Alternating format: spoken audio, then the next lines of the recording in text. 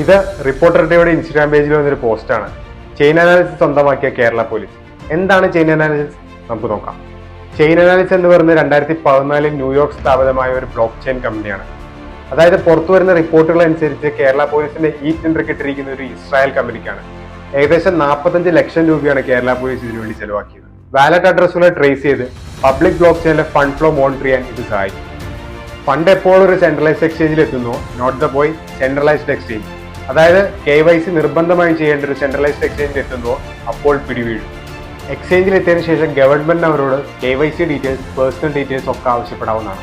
ഇത് money laundering, financial fraud, terrorism financing എന്നിങ്ങനെയുള്ള കുറ്റകൃത്യങ്ങൾക്കെതിരെ ഗവൺമെന്റ് പ്രവർത്തിക്കാൻ സാധിക്കുമെന്നാണ് അവർ അവകാശപ്പെടുന്നത്. പക്ഷേ ഡീസെൻട്രലൈസ്ഡ് എക്സ്ചേഞ്ച്, അതായത് KYC നിർബന്ധമില്ലാത്ത എക്സ്ചേഞ്ചുകളുടെ പോപ്പുലാരിറ്റി കൂടി വരുന്ന ഈ സമയത്ത് ഇത് എത്രമാത്രം ഉപകാരപ്രദമാവുമെന്ന് കണ്ടറിയേണ്ട കാര്യമാണ്.